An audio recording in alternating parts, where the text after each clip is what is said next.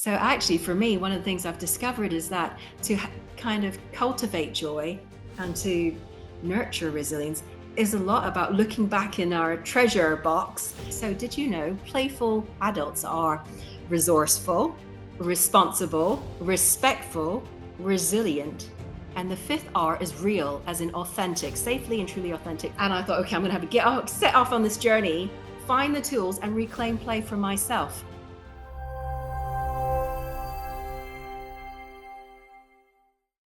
What helps you bring that joyfulness into the resilience to keep showing up every day, talking to these leaders and people who don't understand the importance of it, and in fact, may be completely convinced that play is the opposite of what should happen in a business?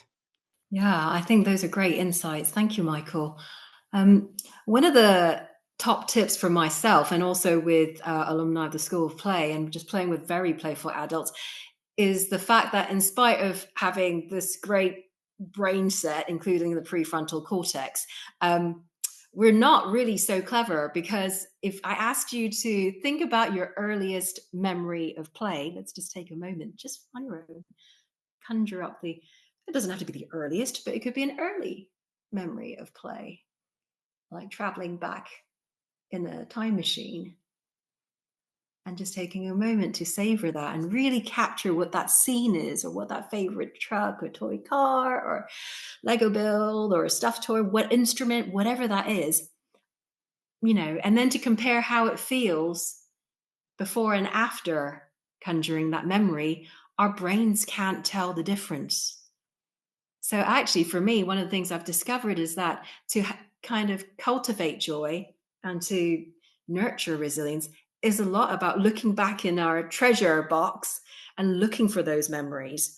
And so very often these days, when things are a little bit quieter but hectic on the outside, I think about some of my favorite achievements as a human being. And one of those things was I happened to have got selected to be a head girl at school. I don't know, that must be something similar in America and elsewhere.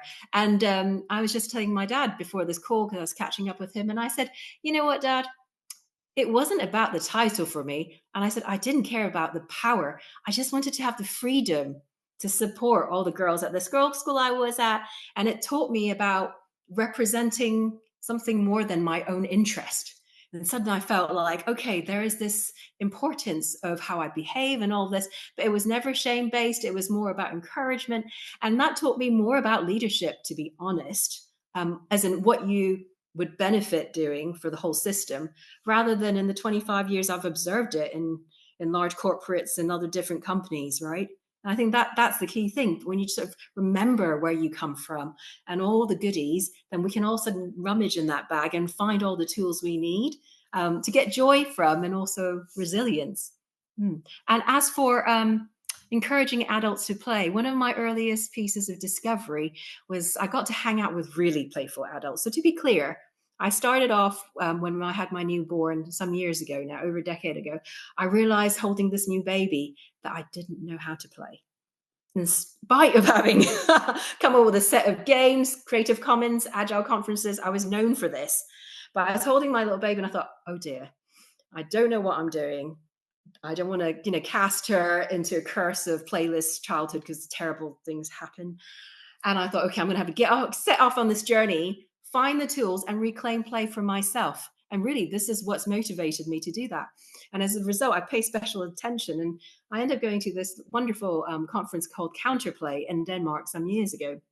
And as I observed these adults really talking about societal change and play, and this is after a Friday night's worth of beers and chat, and on Saturday morning they're talking about how do we bring a more playful world into existence so we have more peace and all that. I was like, there are some core attributes here. What are they? So did you know playful adults are resourceful, responsible, respectful, resilient, and the fifth R is real, as in authentic, safely and truly authentic, like the Velveteen Rabbit.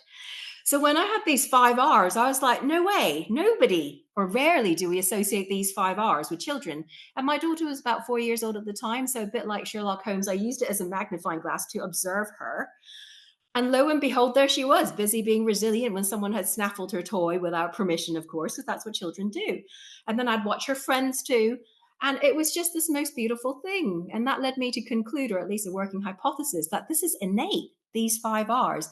So, what I do now is when I get invited into organizations or keynotes, when I talk about this work, it sort of settles in like a glitter jar, and it settles, and then somehow the truth hits home and the whole system relaxes. So very often managers will say to me, you came to give that talk a week ago.